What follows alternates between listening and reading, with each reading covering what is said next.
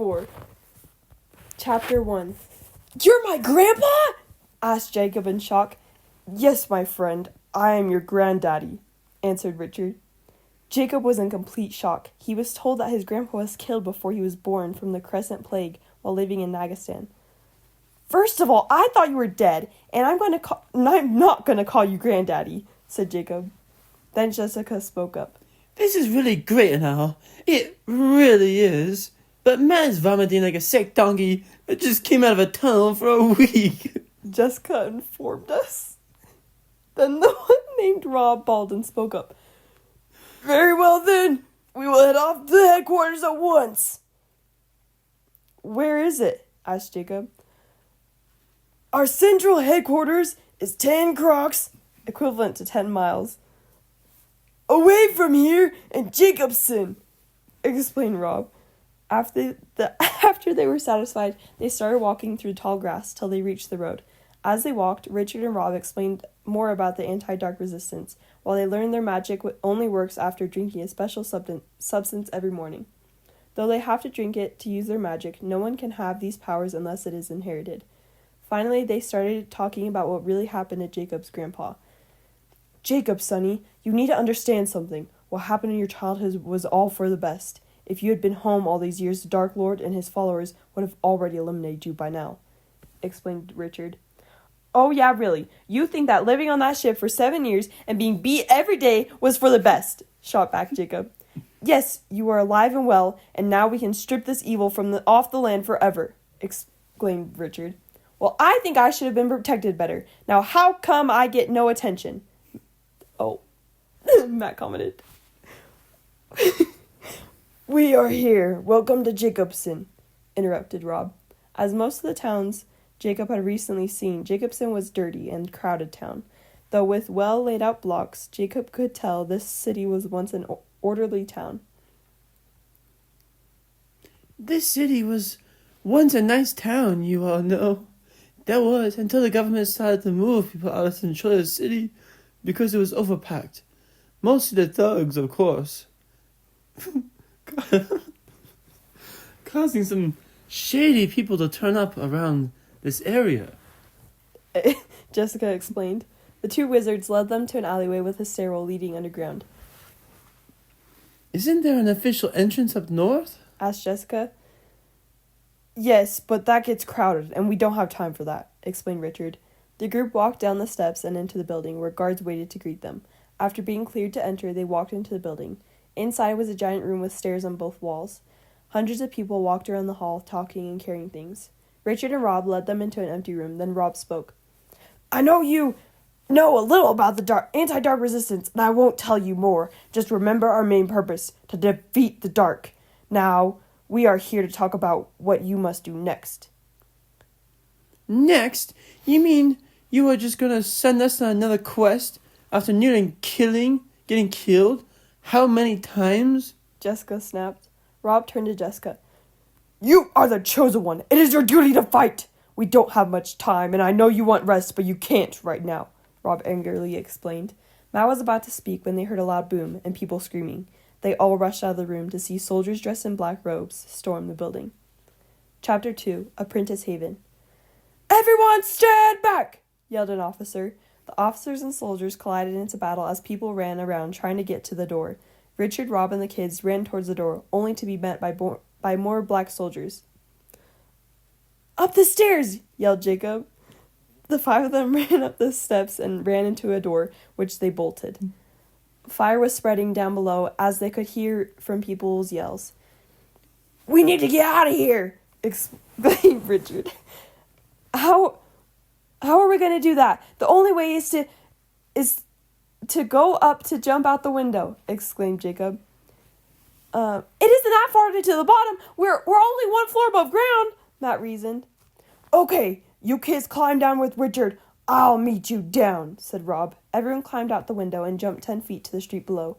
As Richard finally got down, they looked up to where Rob was standing. Rob, come down now, yelled Richard. Then an explosion erupted in the building, and the first burst was out the window. Everyone run, exclaimed Jacob. They all dashed down the street along with other panicking people. Then they heard someone calling, and they looked back to see Rob running towards them. Sorry I'm behind. I had to go through the main doors, but follow me. I know a safe place we can go, Rob explained. They all ran into an empty shop on the corner of the street a couple blocks away. Rob then took them into a room in the back. As they walked, Jacob noticed Rob acting strange, but he didn't say anything. Once they walked in, Rob fell behind and closed the door behind them, then locked the door, him just outside it. What's going on, Rob? Asked Richard. Apprentice Haven will be here soon, so don't get comfy, exclaimed Rob from behind the door. You tricked us, exclaimed Matt as he banged on the door. You are an ugly fat traitor, yelled Matt. It's no use, Matt. You soon will have to confront Apprentice Haven, Rob answered. Then Richard walked over to the door and shot a ball of blue magic at the door, blowing off its hinges. Huh, guess I didn't think about that, murmured Rob. Just then, Apprentice Haven walked into the building with 2 black knights at his side. Rob, you have failed again. Well, I guess I can't expect much out of a man your intellects. He then fired a black ring at Rob, and he disappeared. Well, if it isn't the 3 chosen ones, you know I done talking. And Haven fired black bolts at them, which were deflected by Richard. Leave us, Haven, or you will pay, exclaimed Richard.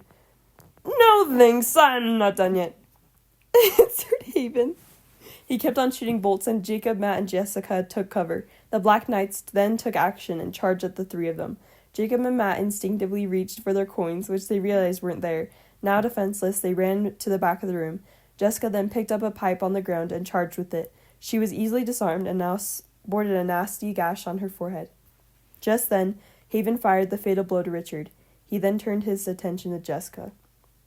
Chapter 3.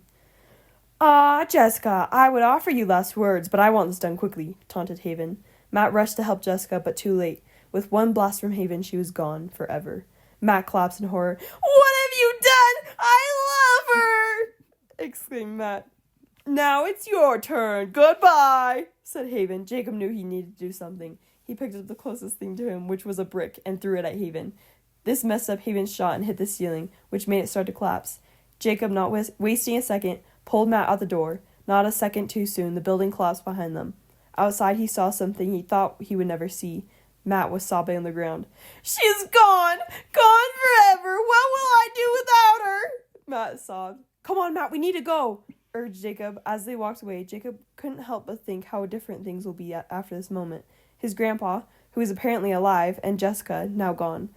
This is what war is like, Jacob thought. Chapter 4.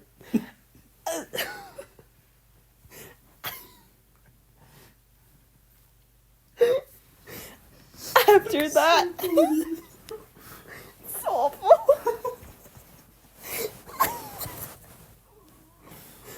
After that, Jacob and Matt found some resistance members and they took them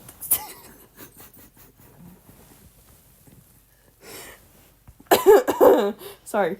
And they took them to Centralia City. Jacob had never seen a bigger city in his life. Tall buildings and big mountains in the background. Jacob loved the capital city. Sadly...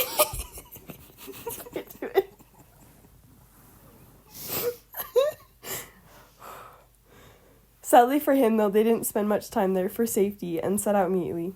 Just before leaving, one of the officers was given the misfortune of telling the king and queen about what happened to Jessica. As they climbed up into the central mountains, Jacob and Matt talked about Jessica. I just can't believe she's gone. She was the love of my life, groaned Matt. Matt, you've only known her for like a month. How could you be in love with her? Asked Jacob. It was 2 months, mind you. And with a girl that great, how could you not fall in love with her? We were going to get married and have lots of children. Maybe settle down on a farm somewhere on the plain. It was going to be grand, said Matt. Would you stop, Matt? It's grossing me out. I know you're sad she was a good friend. I mean, I'm sad too. I mean, come on, though. You were going to get married? Well, I don't know what she would think, but I bet she loved me back, exclaimed Matt. And the driver spoke. I agree with Jacob. Stop talking about your love life. You're only like 14, right?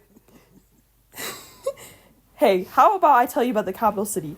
Federal City down there was the capital after they moved it from Delta City. They again moved it again, this time to a valley. about a 2-day journey west because of the bad conditions of living in a wilderness, and it was less accessible than Centralia City. There you go, Capital Valley. We're going to get to Rainton in about a week. Rainton was a small town in the east part of the mountains. Jacob loved the Central Mountains. His whole life, he only lived on the flat farmland. Now here there was diversity. When they finally got to Rainton almost a week later, they slept in an inn.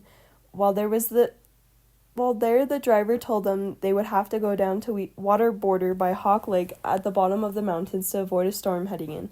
5 days later, they reached water border near the border of county of Pacona. Again, they stayed in an inn there, and in the morning they set off to Great Lake, where they believed the blue gem was located. Ooh. We just crossed the border of Pacuna, land of Lake Nether, where we are going, informed the driver. After they left the mountains, it was the long road in the Nether Valley. All there was cold, windy plains and marshes. Lots of cold, wet land stretched for miles.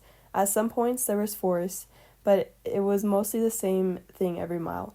Every night they would set up a camp on the side of the road, and most nights without a fire because of the lack of dry wood in the area. Finally, after 2 weeks, they reached the town of Great Lake. To the west of it was a massive forest going up along the west side of the lake and stretching up north for miles. As they got to their inn, Jacob got a good view of the Lake Nether. It was huge, stretching farther than the eye can see. It was a huge, cold, and choppy lake. It was nothing like what Jacob experienced on the Hormone River. While in the inn that night, they discussed what they would have to do the next day. "We will rent a boat and go out to the middle of the lake, and we will have to dive down to the bottom," explained the driver. "Hey, by the way, what's your name?" asked Matt. "My name is Larry," answered the driver. Just then they heard a knock at the door, and then came Gary. Chapter 5. "Gary!" Jacob and Matt explained. "Hey, y'all, how y'all been doing while I'll be gone?" "Oh, my, that'd be a damn right silly question. You been all having a dingly bad time with Jessica dying and all," rambled Gary. "Where have you been?" asked Jacob. "Well, I've been doing a secret mission for Zemtis. Had me deliver a message to Middle Land and Guasina. Long journey, I'll dare say," Gary answered. "Okay, everyone needs to get some rest. Big day tomorrow," said Larry. The next day, they all got into a small boat and paddled over the dark, choppy waters. About 4 hours later, at midday, Larry declared the spot. After taking a deep breath, Jacob pumped off the boat into the freezing waters. It was exhilarating. As he hit the water, his lungs seemed to collapse, and it took him about 20 seconds to regain his breath. Numb and cold, they all started their descent down to the bottom, except Gary, who stayed with the boat. Larry, the night before, gave each of them a mask to put over their mouths to give them air. He said it was a magical tool used by the resistance. About half an hour later, they landed on a building, held up by the columns. They swam down and into the building. Inside, magical blue hazy torches lighted the room. As Larry told them, the guardian called the Nether Monster by locals was being distracted by other wizards. They swam across the room to the glowing blue gem on a pedestal. Matt moved in and picked it up. As he did, they heard a loud bang as the Nether Monster charged into the room. The three of them swam as fast as possible to the door. The Nether Monster close behind, they started their ascent to the surface. The Nether Monster had 4 flippers and a long neck, topped with a long head and razor-sharp teeth. As it dove in, Larry pulled them to the side, narrowly avoiding its crushing jaws. As it came in for another dive, Larry threw a javelin at it, slicing it in the side, slowing down the monster. They took the opportunity to swim up. 10 minutes later, they reached the surface. "I think we lost it," pointed out Matt. Gary then called out to them, about 200 feet away, but as he was getting their attention, the monster leaped out of the water at them. Only 15 feet away, the Nether Monster charged at them. There was no way to avoid it now. They were doomed. Then, only a few seconds away from death, a javelin came soaring through the air, just missing the monster. The monster took interest in the javelin, bit it, and tried pulling it free from the rope, with Gary at the other end of it. After a big jerk with its head, the Nether Monster flung Gary out into the lake. It then charged at Gary, and that was the end of the loyal farmer Gary.